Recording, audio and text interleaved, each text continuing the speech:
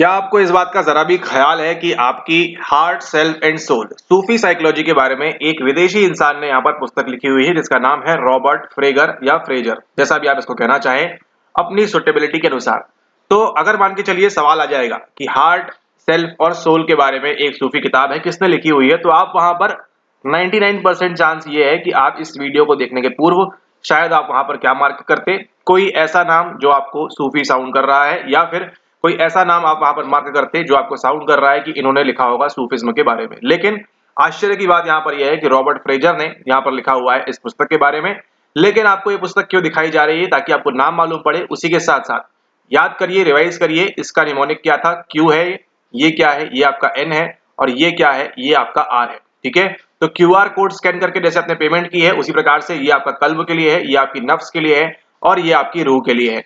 अभी यहाँ पर देखिए, इंटरेस्टिंगली पहले जो आपको सॉल्व करके बताया था, नफ्स क्या है, नफ्स के अंदर आपका सेल्फ आ जाएगा, आपका ईगो आ जाएगा, और आपका साइकी वगैरह भी इसी नफ्स के अंदर आ जाएगा। ठीक है, तो आपको सूफी साइकोलॉजी, सूफी मनोविज्ञान के अंदर तीन चीज जो प्रमुख तौर पर ध्यान रखनी है, वो है आपका कल्ब, आपकी रूह और आपका नफ्स। ठीक है, सवाल कहां से बने हैं अभी तक? अधिकतर बने हैं आपकी इसी नफ्स से, जहां पर आपसे पूछा गया है कि आपकी इसकी कितनी अलग अलग लेवल्स होती है। तो आपको एनकोड करना है दिमाग के अंदर कितनी लेवल्स है। यहाँ पर 7 लेवल्स है, जो अभी आपको बताएंगे उसको रट्टा मार लो, अलग करो, उसी प्रकार से आपको ध्यान रखना है। उसके अलावा वहां से कोई भी सवाल नहीं आएगा, क्योंकि पिछले वीडियो में हमने देखा था 2021 तक आपके जो सवाल आए थे, उसके बाद आज तक 2025 तक सूफिज्म पे कोई भी सवाल नहीं आया है।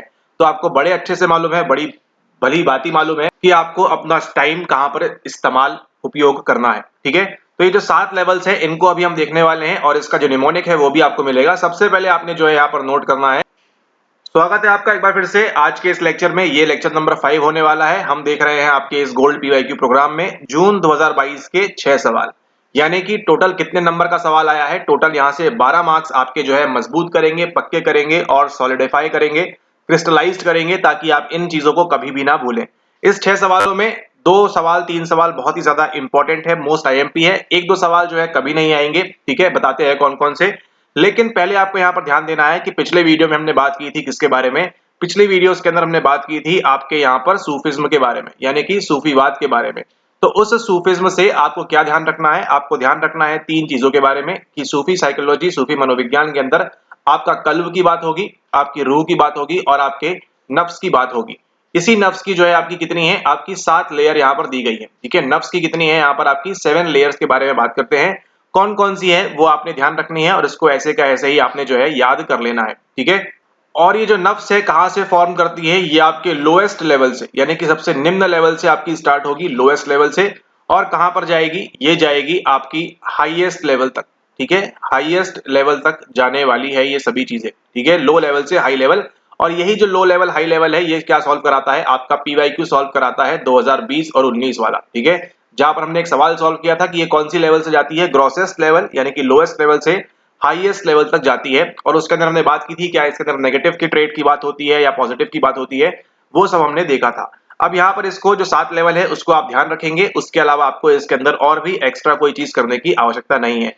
सबसे पहले आता है आपका निमोनिक टी, वो आता है किसके लिए? वो आता है आपके टिरेनिकल सेल्फ के लिए। ठीक है, ये आएगा आपका टिरेनिकल सेल्फ। उसके बाद कौन सा आएगा? नेक्स्ट जो आने वाला है वो है आपका यहाँ पर रिग्रेटफुल सेल्फ, यानी आपको रिग्रेट होगा कि अरे मैं क्या कर रहा हूं। इसको आप एक और नाम दे सकते हैं, सेल्फ अक्यूजिंग। ठीक है, आपको एक्स्ट्रा नाम बता रहे हैं ताकि एग्जाम में कुछ भी आएगा तो आपसे बन जाएगा बड़े आराम से। ठीक है, इसके बाद आपको ध्यान रखना है कि जैसे ही टी आएगा, जैसे ही आर आएगा, उसके बाद अगली जो कड़ी आने वाली है वो क्या आएगा? वो आएगा आपका यहाँ पर इंस्पायर्ड सेल्फ। ठीक है, अगला कौन सा आने वाला है? अगला आएगा आपका इंस्पायर्ड सेल्फ। ठीक है, अब क्या हो चुके हैं यहाँ पर? अब आप यहाँ पर इंस्पायर हो चुके हैं। इंस्पायर होने के बाद क्या आएगा? आपका आएगा नेक्स्ट सेरीन सेल्फ। याद करना डिफिकल्ट है, लेकिन पूरे वीडियो देखेंगे अभी तो याद हो जाएगा एंड तक आते आते। ठीक है, उसके बाद अगला कौन सा आएगा? अगला आएगा आपका यहाँ पर प्लीज्ड सेल्फ। अब ये देखिए, प्लीज्ड जो है पास्ट टेंस है, और प्लीजिंग जो है ये प्रेजेंट टेंस है। ठीक है, ऐसे आप इसको याद रखेंगे, पहले कौन सा आएगा। ठीक है, और फिर अंत में कौन सा आएगा? अंत में आएगा आपका प्योर सेल्फ। ठीक है, यानी कि विशुद्ध स्व, देखा था पिछले लेक्चर के अंदर हमने। ठीक है, ओके, तो अब आपको इसको याद रखना है। याद रखने का क्या निमोनिक आने वाला है बढ़िया सा, उसको देखते हैं। आप पहले यहां समझे आप ये क्या हो रहा है? प्लीज्ड यानी कि प्लीज्ड सेल्फ, यानी कि यहां पर जो व्यक्ति है वो प्लीज्ड हो चुका है। ठीक है, और प्लीजिंग यानी कि अभी यहां पर हो रहा है। ठीक है, तो यहाँ पर टोटल कितनी लेवल्स हो गई है आपकी? टोटल लेवल्स हो गई है आपकी यहाँ पर 7, ठीक है। पहला आएगा आपका TRI, ठीक है, ये हो गया 3 से क्या याद आएगा आपको? आपको याद आएगा तिरंगा, ठीक है। तिरंगे में कितने कलर्स हैं? 3 कलर्स हैं, तो टी आपको याद आएगा इस प्रकार से। फिर आपने क्या ध्यान रखना है? आपने ध्यान रखना है एस किसके लिए? सेरीन सेल, ठीक है। और फिर क्या ध्यान रखना है आपको? अगला वाला जो है वो आपको ध्यान रखना है PPP, ठीक है। इस प्रकार से आप ध्यान रखेंगे तो आपको याद रहेगा जल्दी, आप कभी नहीं भूलेंगे देखिए लाइफ में, क्योंकि अगली बार जब भी देखेंगे आपको ये झंडा दिखाई देगा तिरंगा यहाँ पर इस प्रकार से, ठीक है। किस प्रकार से? ये आपको इस प्रकार से दिख रहा है तिरंगा झंडा, ठीक है। बीच में अशोक चक्र है इस प्रकार से, ठीक है। ऐसे आप ध्यान कर लें इसमें यहाँ पर, और तिरंगे का जो आपका झंडा है उसको ध्यान रखेंगे किस प्रकार से दिखता है, ठीक है। तो ये हो गया आपका तिरंगा झंडा। 15 अगस्त आने वाला है तो बहुत बहुत बधाई हो, और बढ़िया से ऑफर भी आने वाले हैं तो उसको आप लेना ना भूलें, ठीक है। तो यहाँ देखा आपने ट्रिस्प, इस प्रकार से आप याद रख सकते हैं TRISPPP। तो टी से क्या आएगा आपका? एनकोड करते हैं। टी से आएगा आपका टायरेनिकल सेल्फ, आर से आएगा आपका रिग्रेटफुल सेल्फ, आई से आएगा इंस्पायर्ड, एस से आएगा सेरीन, पी से आएगा प्लीज्ड, फिर प्लीजिंग और फिर प्योर सेल्फ। और पिछले वीडियो के अंदर जो सॉल्व किया हमने 2021 का पेपर, उसके अंदर देखिए यही था सही आंसर। क्यों था सही आंसर? सबसे पहले क्या आएगा आपका? आई, इंस्पायर्ड, TRISPPP, ठीक है। सबसे पहले क्या आएगा? इंस्पायर्ड। इंस्पायर्ड को सी मार्क करेंगे, 2 ऑप्शन बच रहे हैं, ठीक है। उसके बाद क्या है? एस क्या है? सेरीन सेल्फ, तो CD आपका आंसर वैसे ही आ गया है। बाकी आपको इतना याद रखने की आवश्यकता भी नहीं है। केवल क्या ध्यान रखना है आपको? ध्यान रखना है TRI तिरंगा झंडा, अशोक चक्र है यहाँ पर, और PPP pleasing, pleased, pleasing and आपका प्योर सेल्फ, ठीक है। ये आपकी स्टेजेस हैं, किसकी है? नफ्स की, सेल्फ इन सूफिज्म, ठीक है। तो इसी तुरंत सेल्फ से क्या याद आना चाहिए आपको? याद आना चाहिए आपको श्री औरबिंदो का सच्चिदानंद, क्योंकि इस सवाल के अंदर हम उन्हीं को देखने वाले हैं। स्वागत है आपका जून 2022 के वीडियो के अंदर। उस सिद्धांतकार की पहचान कीजिए जिसने कहा है, जब हम व्यक्तिकरण से आगे निकल जाएंगे तब हम सच्चे व्यक्ति होंगे। अहम सहायक था, अब अहम अवरोध है, ठीक है। किससे आगे निकलना है हमको? व्यक्तिकरण से आगे निकलना है, तब हम कैसे हो जाएंगे? सच्चे व्यक्ति हो जाएंगे। क्या याद आना चाहिए आपको? आई, ओ और पी, इसको हमने देखा हुआ है कुछ पुराने वीडियोस में। उसी के साथ साथ देखा हुआ है PSS, उसी को बस यहाँ लिखा हुआ है अलग फॉर्मेट में, एंड बस उतना ही आपका आंसर है। तो कार्ल रॉजर्स ने बात की है क्या IOP के बारे में या इसके बारे में? अब्राहम मैस्लो ने की है, श्री अरविंद ने, अरविंद लिखा हुआ है, अरविंद कुछ भी लिख सकते हैं यहाँ पर, और कार्ल जी जुंग लिखा हुआ है। जुंग जंग सब जायज है, बस आपने PYQ लगाते आना चाहिए। Identify the theorist who has started the following, when we have passed beyond individualizing then we shall be real persons, ego was the helper, ego is the bar। पहले जो ईगो था मदद कर रहा था, अब वही ईगो क्या है? हमारे लिए एक बार है, एक अवरोध की तरह काम कर रहा है। तो किसने बोला है इसके बारे में? बड़ा ही सिंपल सा आंसर है। ना तो आपने कभी मैस्लो के अंदर पढ़ा इस चीज को, ना ही कभी कार्ल रॉजर्स ने पढ़ा, ना ही कभी आपने कार्ल जी जंग के बारे में पढ़ा। किसके बारे में पढ़ा आपने? सही आंसर यहाँ पर है, करेक्ट आंसर इधर ऑप्शन नंबर 3, श्री औरबिंदो, ठीक है। श्री औरबिंदो जो है इसके सही आंसर है। क्यों क्यों क्यों? क्योंकि इन्होंने बताया हुआ है किसके बारे में? इन्होंने बताया हुआ है आपको इंटीग्रल योगा के बारे में, और यही देखिए सेम आपका PYQ आने वाला है अगले वीडियो के अंदर, ठीक है। अगले वीडियो में जो हम देखेंगे वो जो है आपका यही है, आपका इंटीग्रल योगा किसके द्वारा दिया गया हुआ है? श्री औरबिंदो के बारे में दिया हुआ है, और यही जो है आपका नेक्स्ट अपकमिंग PYQ है, ठीक है। ओके, अब यहाँ देखिए कार्ल रॉजर्स दिया हुआ है, तो क्यों दिया हुआ है यहाँ पर? रॉजर कॉपी दैट क्यों कर रहे हैं यहाँ पर? क्योंकि उनको जानना है कि क्या आपको पता है कि ये दोनों कौन से स्कूल से संबंधित हैं? ये दोनों संबंधित हैं आपके ह्यूमैनिस्टिक स्कूल से, यानी कि आपकी मानवतावादी अप्रोच के बारे में बात करते हैं ये दोनों, ठीक है। बन्ने जो है यहाँ पर बात करेंगे किसके बारे में? दोनों बात करेंगे ह्यूमैनिस्टिक अप्रोच के बारे में। अब यहाँ देखिए कितनी बार PYQ रिपीट होगा, मतलब थक चुका है PYQ रिपीट होते होते। आपसे क्या पूछता है? हायरार्की ऑफ नीड्स, ठीक है, यानी कि आपकी आवश्यकताओं का पदानुक्रम किसके द्वारा दिया हुआ है? ये दिया हुआ है अब्राहम मैस्लो के द्वारा। उसी के साथ साथ इन्होंने क्या दिया हुआ है? कार्ल रॉजर्स ने 1951 में आपको लेकर आते हैं, आपके सामने पेश करते हैं क्लाइंट सेंटर्ड थेरेपी या फिर पर्सन सेंटर्ड थेरेपी, जिसके अंदर 3 चीजें प्रमुखतः इंपॉर्टेंट है, मोस्ट इंपॉर्टेंट है। और वो कौन सी है? वो है आपका नंबर फर्स्ट पे आपका कॉन्ग्रुएंस आना चाहिए, नंबर सेकंड में क्या होना चाहिए आपका, और नंबर थर्ड में क्या होना चाहिए आपका, ये आपको पता होना चाहिए भली भांति, ठीक है। नंबर सेकंड में क्या आएगी आपकी? नंबर सेकंड में आएगी आपकी एम्पैथी, और फिर आएगा आपका UPR, यानी कि UPI पेमेंट करना है, यानी कि अनकंडीशनल पॉजिटिव रिगार्ड भी आपको देना है यहाँ पर, ठीक है।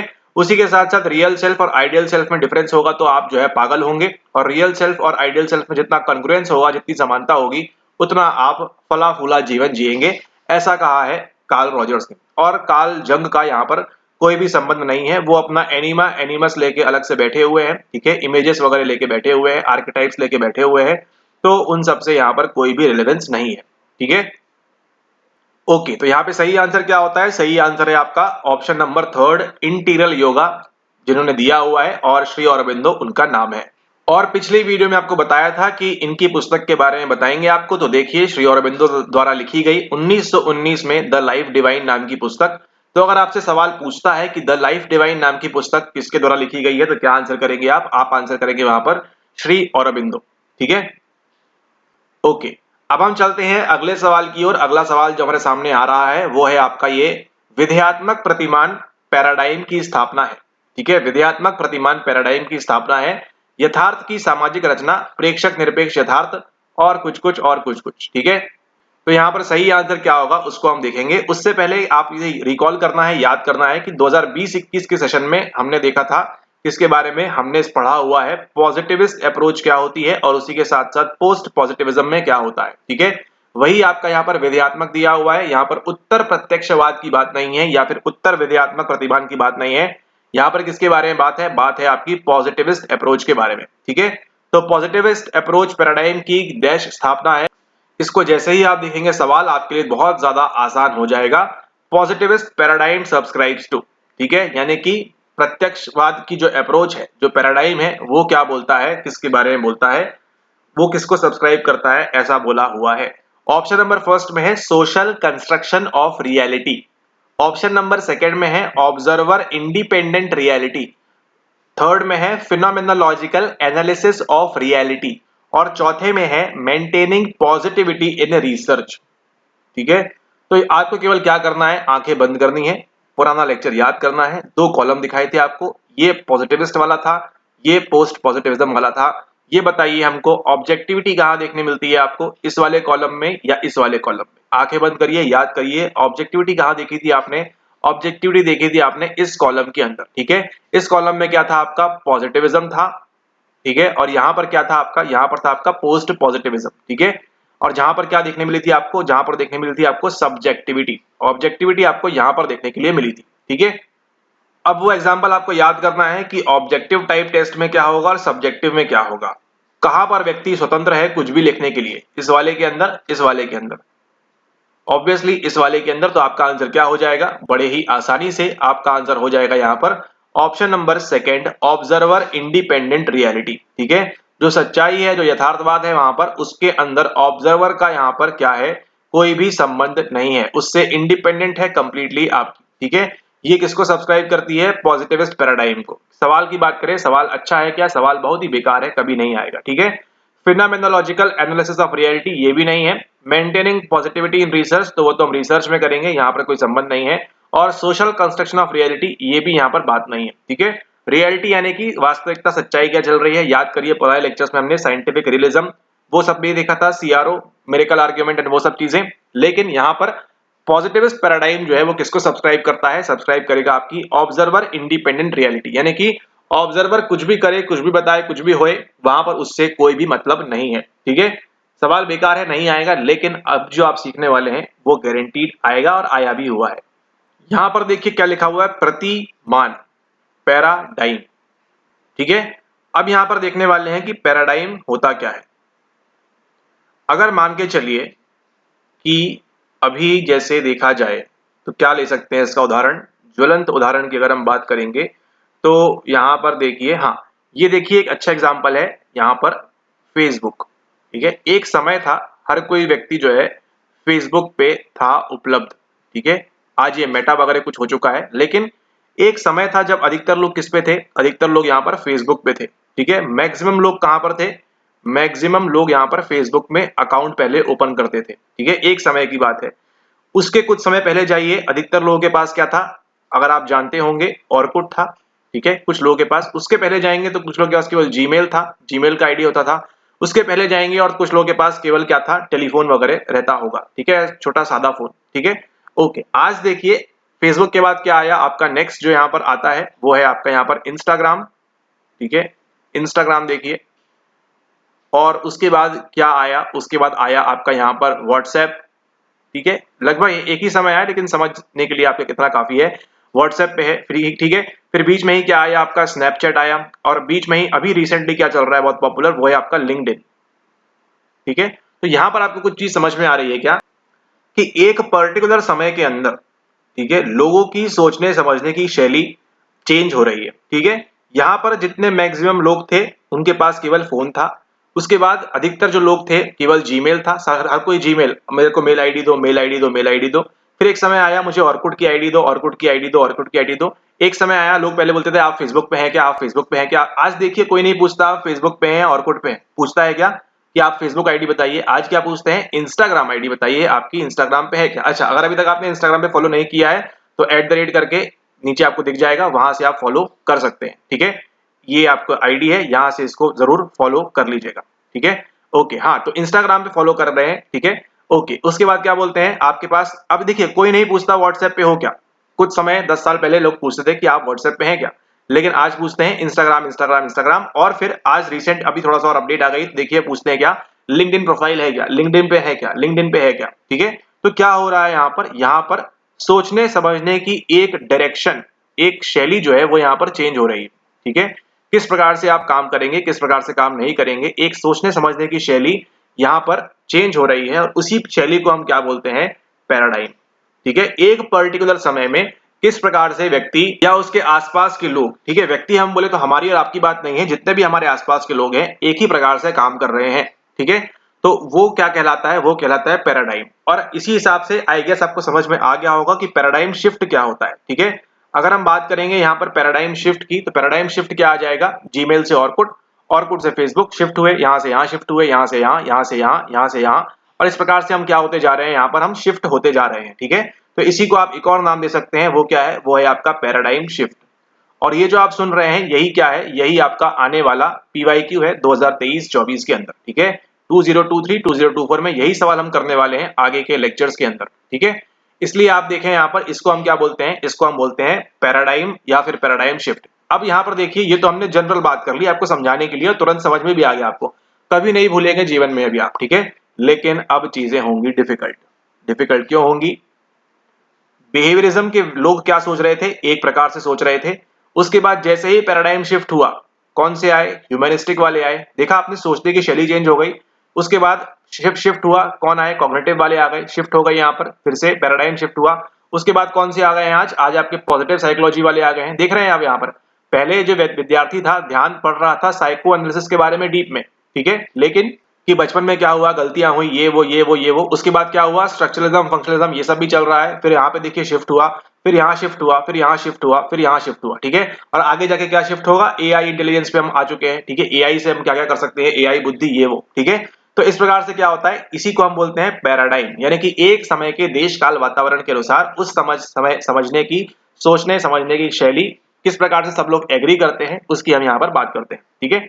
ओके, और इसी को हम क्या बोलते हैं, पैराडाइम। अब कुछ नहीं करना है, आपको मालूम है पॉजिटिविस्ट क्या होते हैं, प्रत्यक्षवादी क्या होते हैं, बस उनका पैराडाइम है, काम खत्म। ऑप्शन नंबर सेकंड सही आंसर है। चलते हैं हम अगले सवाल की ओर, जो कि आने वाला है ये सवाल बहुत ही बेकार है, कभी नहीं आया और कभी नहीं आएगा, ठीक है। समय खराब करेंगे इसको आप पढ़ के, क्योंकि यहाँ पर देखिए क्या बोल रहे हैं, कॉमन सेंस का सवाल है। Social constructionist approach would allow cultural, यानी कि यहाँ पर कह रहे हैं सामाजिक निर्मितिवादी उपागम सांस्कृतिक खालिस्तान की अनुमति देता है। किस चीज की देता है अनुमति, अपरिवर्तनीयता, सजातीयता, वर्चस्व या फिर वैविध्य। आपको केवल ये मालूम होना चाहिए, यूनिटी इन डाइवर्सिटी या डाइवर्सिटी इन यूनिटी, जो भी है उसको आप ध्यान रखें। और इसका आंसर क्या है, इसका आंसर है डाइवर्सिटी। इसके अलावा और कुछ नहीं करना है इसके अंदर, ठीक है। हमको डाइवर्सिटी चाहिए है, ठीक है, कल्चरल डाइवर्स, हमारे पास जितना कल्चर डाइवर्स होगा उतना अच्छा है, ठीक है। डाइवर्सिटी चाहिए हमको। डाइवर्सिटी मतलब क्या होता है, विविधता होती है। अब यहाँ देखिए, जम्मू कश्मीर से लेकर यहाँ कन्याकुमारी तक, यहाँ गुजरात से देखिए अरुणाचल प्रदेश तक, तरह तरह के भिन्न भिन्न प्रकार के लोग हैं। क्यों हैं, कल्चरल डाइवर्सिटी हमारे सामने है, ठीक है। तो सोशल कंस्ट्रक्शनिस्ट अप्रोच जो होती है वो क्या अलाउ करती है आपको यहाँ पर कल्चरल डाइवर्सिटी। होमोजेनिटी यानी एक ही जैसे हो जाएंगे तो क्या मजा है बताइए लाइफ में, एक ही जैसे लोग हो जाएंगे तो कोई मजा नहीं है। इनवेरियंस भी हमको नहीं चाहिए, हेजेमोनी भी यहाँ पर नहीं चाहिए। सही आंसर इसका डाइवर्सिटी। ठीक है, ये सवाल 2022 में आया था, उसके बाद से ये नदारद है। तो आप भी इस सवाल को नदारद करिए अपनी प्रैक्टिस से, लेकिन एग्जाम के 2-3 दिन पूर्व इसको याद कर लेना है। अब यहाँ पर देखिए अगला सवाल जो है आपको यहाँ बोल रहा है मैच करनी है आपको लिस्ट। ठीक है, लिस्ट मैच करनी है अप्रोचेस टू पर्सनैलिटी और की फीचर्स। ठीक है, बड़ा ही आसान सवाल है। साइकोडायनेमिक, ह्यूमनिस्टिक, कॉग्निटिव और बिहेवियरिस्टिक अप्रोच आपकी जो है क्या बोलती है पर्सनैलिटी को लेके। ठीक है, मनोगतिक उपागम, मानवीय उपागम, संज्ञानात्मक उपागम और व्यवहारात्मक उपागम क्या क्या बोलते हैं। ठीक है, मनोगतिक की अगर हम बात करें तो किसके बारे में बात करेंगे, ये बात करेंगे अधिगत अंतर्नोद के बारे में, सामाजिक अधिगम के बारे में, आत्मसिद्धि के बारे में। देखिए ए की अगर हम बात करें तो ए अधिगत अंतर्नोद की बात करेगा। क्या क्या आपकी साइकोडायनामिक अप्रोच लर्न ड्राइव्स के बारे में बात करेगी क्या? ये यहां पर बिल्कुल बात नहीं करेगी। किसके बारे में बात करेगी? अब पहले देखिए ह्यूमनिस्टिक वाले, मानवतावादी वाले किसके बारे में बात करेंगे? जब भी आपको एग्जाम में इस प्रकार सवाल मिले केवल ये फोकस रखना है कि सबसे आसान वाला पहले मार्क होगा। ठीक है, तो आप क्या ध्यान रखेंगे, सबसे इजी वाला जो है उसको आप वहां पर मार्क करेंगे। इजी कौन सा है? ह्यूमनिस्टिक अप्रोच जो है किस पे ध्यान देगी? गारंटीड है, इसमें कोई डाउट ही नहीं है कि बी के साथ 4 मार्क नहीं होगा। हो सकता है आप इनर फोर्सेस देके कंफ्यूज हो जाएं, सोशल लर्निंग देके कंफ्यूज हो जाएं, लर्नड ड्राइव्स पढ़ के कंफ्यूज हो जाएं। ठीक है, लेकिन बी के साथ 4 देखिए यहाँ पे फटाक से मैच कर जाएगा, कुछ नहीं है इसमें लॉजिक। ठीक है, जैसे ही आप बी के साथ 4 मैच करते हैं देखिए आपके पास 2 ऑप्शंस खुल जाते हैं। ठीक है, ये वाला ऑप्शन या तो ऑप्शन नंबर ये सही होगा या तो ऑप्शन नंबर ये वाला सही होगा। ठीक है, तो ए के साथ सॉरी बी के साथ क्या जाएगा? 4 जाएगा, यानी कि थर्ड सही होगा या फिर फोर्थ सही होगा। अब यहां पर देखिए उसके बाद आसान कौन सा है? बिहेवियरिस्टिक अप्रोच, यानी कि आपकी जो व्यवहारवादी अप्रोच है वो आपकी आसान है और उसके अंदर आपको क्या मिलेगा? ये मिलेगा आपको यहाँ पर लर्नड ड्राइव्स के बारे में बात करेंगे। ठीक है, अधिगत अंतर्नोद, अब ड्राइव्स लिखा हुआ है छोड़ दीजिए उसको, लेकिन अधिगम की बात आएगी, सीखने की बात आएगी तो कौन से बोलेंगे? वो वहां पर बोलेंगे लर्नड ड्राइव्स के बारे में। ठीक है, बिहेवियरिस्टिक अप्रोच यहां पर बोलेगी। अब यहां देखिए कॉग्निटिव वाले इनर फोर्सेस की बात करेंगे या फिर साइकोडायनेमिक वाले इनर फोर्सेस की बात करेंगे, ये सोचना है आपको। तो बट ऑब्वियस सी बात है आपके साइकोडायनेमिक वाले जो है वो इनर फोर्सेस की बात करेंगे और वहीं से क्या आता है आपका? वहीं से आता है आपका साइकोसेक्सुअल स्टडीज ऑफ डेवलपमेंट, उसी के साथ साथ स्ट्रक्चरल मॉडल, उसी के साथ साथ टोपोग्राफिकल मॉडल, उसी के साथ साथ डिफेंस मैकेनिज्म, सारी चीजें आपकी यहाँ पर लिंक हो जाती हैं। ओके, ऑलराइट, तो यहाँ पर सही आंसर क्या बनता है आपका? सही आंसर बनेगा आपका ए के साथ 3। ऑप्शन नंबर 3 जो है वो इसका करेक्ट आंसर है। कुछ इसमें ज्यादा समय खराब नहीं करना, सिंपल सा लॉजिक है। कॉग्निटिव वाले जो है किसके बारे में बात करेंगे? सोशल लर्निंग के बारे में बात करेंगे। ठीक है, तो यह आपको ध्यान रखना है, ए के साथ 3, बी के साथ 4, डी के साथ 1, इस प्रकार से आप यहाँ पर ध्यान रखेंगे। ठीक है, ओके। इसके अलावा इसके अंदर बताने ऐसा कुछ है नहीं और इसके अंदर कौन कौन से लोग काम करते हैं वो आपको ऑलरेडी मालूम है। अगला सवाल देखिए, according to Bhagavad Gita the spiritual journey towards self realization and attainment of peace involves movement across several stages, identify the correct order. अब ये जो सवाल है ये सीधा सीधा आपके भगवत गीता के किसी अंदर के चैप्टर से ले लिया है। क्या आपको पूरा पढ़ते बैठना है? नहीं, 2022 के बाद कभी नहीं आया ये सवाल, आप ना करें। केवल क्या करें, आपको एक निमोनिक बता रहे हैं उसको आप रट लें, ध्यान रखें। ठीक है, AGDTS। ठीक है, इतना ही आपको ध्यान रखना है। आएगा सवाल तो फिर से आपसे पूछेंगे या फिर ये पूछेंगे कि इनमें से ये जर्नी में कौन सा है कौन सा नहीं है। तो अभ्यास सबसे पहले आएगा, सी पहले आएगा, उसके बाद क्या आएगा? ज्ञान। CD आपका आंसर यहाँ पर निकल चुका है। ठीक है, इतना ही करना होता है। जब ये एग्जाम में सवाल आया होगा तो हार्डली किसी से बना होगा सही सही जो पढ़ के गया होगा। ठीक है, लक फैक्टर, तुक्का फैक्टर वहां काम किया होगा, लेकिन इसको रियलिटी में सॉल्व करना थोड़ा सा डिफिकल्ट है अनटिल अनलेस आपने भगवदगीता पूरी पढ़ी हुई है अच्छे से। तो निमोनिक क्या है? निमोनिक है देखिए आपका सबसे पहले आएगा क्या? अभ्यास। आपको अभ्यास करना है। अभ्यास करने से क्या प्राप्ति होगी? आपको ज्ञान की प्राप्ति होगी। ठीक है, ज्ञान प्राप्ति होगी तो क्या जाएंगे आप? ध्यान में जाएंगे। ध्यान के बाद कहाँ जाएंगे आप? त्याग करेंगे और त्याग के बाद क्या मिलेगी? आपको शांति मिलेगी। ठीक है, लेकिन आपको शांति नहीं चाहिए है, आपको AGDTS ये आपको ध्यान रखना है। निमोनिक AGDTS 4-5 बार बोलिए, भगवत गीता के अंदर आपको ये देखने को मिलता है। ठीक है, अभ्यास, ज्ञान, ध्यान, त्याग और शांति। शांति देखिए सबसे लास्ट में आएगी, इसलिए देखिए सब जगह यहाँ पर दिया हुआ है लास्ट के अंदर। ठीक है, तो ये आपको ध्यान रखना है निमोनिक इसके अंदर, इसके अलावा कुछ भी नहीं करना है। आप देखिएगा जहां जहां आपको बोला है नहीं आ रहा है वो नहीं आ रहा है सवाल, और जहां जहां बोल रहे हैं आएगा वो रिपीट होके घूम फिर के यहाँ नहीं तो वहां जरूर आ रहा है। ठीक है, तो इस सवाल के अंदर आप देखें, भगवत गीता के अनुसार आत्मज्ञान एवं शांति की प्राप्ति की दिशा में की जाने वाली आध्यात्मिक यात्रा में विभिन्न अवस्थाओं से गुजरने का कार्य सन्निहित है। सही अनुक्रम पहचानना है। कैसे पहचानेंगे? इस निमोनिक के द्वारा। AGDTS, अभ्यास ज्ञान, सही आंसर निकल जाएगा बड़े आसानी से।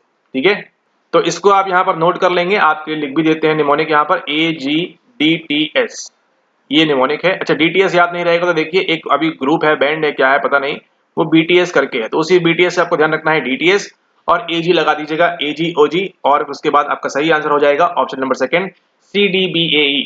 ठीक है, इतना ही करना है और कुछ नहीं करना है, नहीं आने वाला है सवाल फिर से। ठीक है, आएगा तो क्या पूछेंगे कि इनमें से कौन सा होता है कौन सा नहीं, मतलब सुनिए सवाल बता देते हैं, अगर बनाएगा तो क्या बनाएगा सवाल। ठीक है, आपको देगा त्याग, अभ्यास, ध्यान, और डी की जगह दे देगा आपको यहाँ पर जागृत अवस्था या फिर स्वप्न अवस्था, कोई अवस्था दे देगा, और बोलेगा इनमें से कौन सा है कौन सा नहीं है। तो बड़े स्मार्टली मार्क कर दीजिएगा इन तीनों को, केवल अगर आपको ये याद होगा तभी कर पाओगे ना, ऐसे कैसे करोगे। ठीक है, तो ये आपको ध्यान रखना है। अब चलते हैं अगले सवाल की ओर, और जो आई गेस आपका ये लास्ट सवाल है आज के इस लेक्चर का।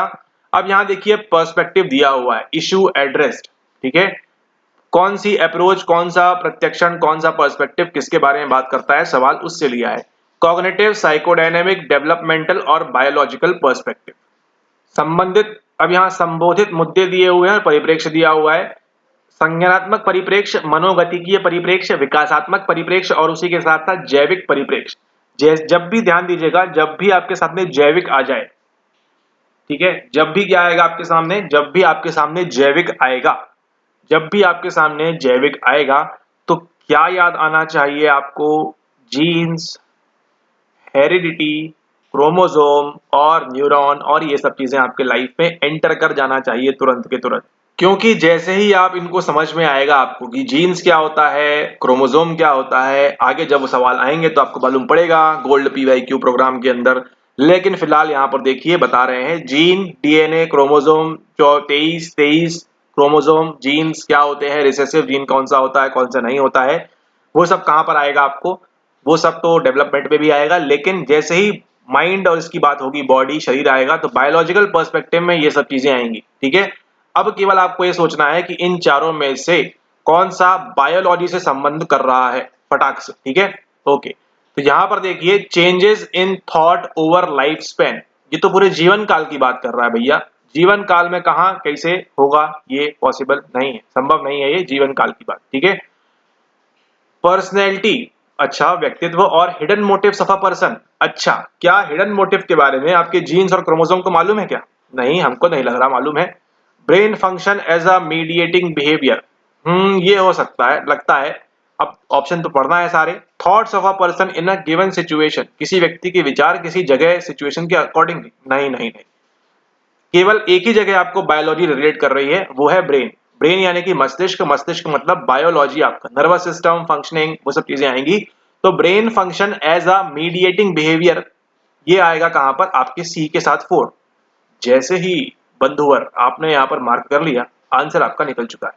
ठीक है, कुछ नहीं करना है, आसान वाला ढूंढना है। अब यहां देखिए क्या बोल रहे हैं, change in thoughts over the life span, यानी कि आपके विचारों में परिवर्तन कब कब आएगा।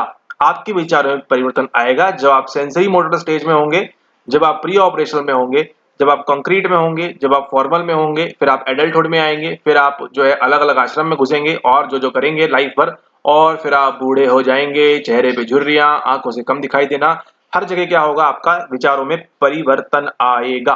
तो परिवर्तन ही संसार का नियम है, और एक के साथ इसलिए हम बात करेंगे विकासात्मक परिप्रेक्ष्य जो है वो इसके बारे में बात करता है।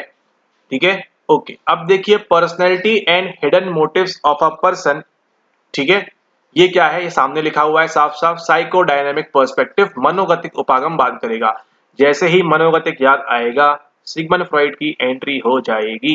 ठीक है, सिगमंड फ्रॉइड की entry, psychodynamic approach, hidden motive, ठीक है, पर्सनैलिटी टेस्ट, रॉर्शाच टेस्ट, ये वो क्या चाह रहा है व्यक्ति, अंदर से देखना है उसको, ये सब चीजें करनी है। एंड यहाँ देखिए thoughts of a person in a given situation, किसी एक व्यक्ति विशेष का किस प्रकार से विचार रहता है, वो कौन सा आएगा, वो आएगा आपका कॉग्निटिव पर्सपेक्टिव के अंदर। ठीक है, यानी कि संज्ञानात्मक परिप्रेक्ष्य में। तो उस हिसाब से आपका सही आंसर होता है आपका यहाँ पर ऑप्शन नंबर सेकंड। और इसी प्रकार से आपका ये जो आज का लेक्चर है ये यहाँ पर समाप्त होता है। ठीक है, और ये आपका जो है एक बेसिक सवाल है, ये आपको हर बार रिपीट होगा, ठीक है। इसको यहाँ IMP नोट करा देते हैं, ये आपका IMP है, ये आपको हर बार देखने मिलेगा सवाल इस प्रकार से। और इस लेक्चर के अंदर हमने देखे आपके सवाल, समझा उनके पीछे का लॉजिक, और ये था आपका लेक्चर नंबर 5 आपके लिए, ठीक है। और जो हम कर रहे थे आपका इस वाले चैप्टर से, आई मीन इस वाले यूनिट से, unit number 1 emergence of psychology, June 2022 के 6 सवाल यानी कि 12 नंबर, ठीक है। ओके, मुलाकात होती है आपसे नेक्स्ट लेक्चर में। नेक्स्ट लेक्चर में हम डिस्कस करेंगे आपके दिसंबर, अब ये तो हो गया, अब बात है दिसंबर 2022 के सवालों की, कितने सवाल आए, क्या पूरा सीन था, उसको हम देखेंगे अगले लेक्चर के अंदर। तब तक के लिए धन्यवाद। और अगर आप इसी प्रकार के और वीडियोस देखना चाहते हैं तो आप ज्वाइन कर सकते हैं हमारे गोल्ड PYQ प्रोग्राम के अंदर, जहां पर आपको इसी प्रकार के प्रत्येक यूनिट वाइज आपको सवाल देखने को मिलते हैं, यूनिट नंबर 1 से लेके यूनिट नंबर 10 तक। और उसी के साथ साथ आपको इनके अंदर 2019 से लेकर रीसेंट एग्जाम 2025 जून तक के सभी आपको यूनिट वाइज देखने को मिलते हैं। जो अभी आपने देखा वो था आपका अभी जून 2022 का सेशन, और वो हमने किया। उसके पहले आपका जून 19, दिसंबर 19, 2020, 2021 ये सब ऑलरेडी कंप्लीट हो चुका है। और ये अभी आपने देखा यहाँ पर 2022 वाला, और आने वाली वीडियोस में आप देखेंगे इसके आगे के सेशन, ठीक है। इसके बाद आपकी एक यूनिट कंप्लीट हो जाएगी, फिर हम मूव करेंगे अगले यूनिट के ऊपर। तो अगर आप भी इसी प्रकार यूनिट वाइज तैयारी करना चाहते हैं अपनी बढ़िया से तरीके से, इसी प्रकार से कंसेप्ट समझते हुए, तो आज ही ज्वाइन करें गोल्ड PYQ प्रोग्राम के अंदर, जो आपको मिलता है वार्षिक एक्सेस आपको मिलती है, यानी कि जब भी आप ज्वाइन करेंगे आपको एक्सेस 12 मंथ की मिलेगी। तो फटाफट से इसको ज्वाइन करिए और बढ़िया से इसी बार एग्जाम क्लियर करिए, ठीक है। आइडिया ये है कि आप दिसंबर 25 में एग्जाम क्लियर करें या जून 26 में करें, जब भी आप अटेम्प्ट कर रहे हैं उसी सेशन में आप क्लियर करें। क्यों? क्योंकि आपके PYQ मजबूत होंगे। गोल्ड PYQ प्रोग्राम में ज्वाइन करने के लिए आप व्हाट्सएप पे संपर्क कर सकते हैं, वहां पे डिटेल्स ले लें, क्या कितना पे करना है, क्या कितना ज्वाइन है, ठीक है, क्या इसके अंदर मिलेगा, और आप उसको ज्वाइन कर सकते हैं, ठीक है। वो आपको एक PDF देंगे, उसको देखिए, आपकी सुटेबिलिटी के अनुसार आप ज्वाइन करिए एंड फटाफट से एग्जाम क्लियर करिए। तब तक के लिए धन्यवाद। एंड नहीं ज्वाइन करते हैं तो कोई दिक्कत की बात नहीं है, मुलाकात होती है आपसे अगले वीडियो के अंदर।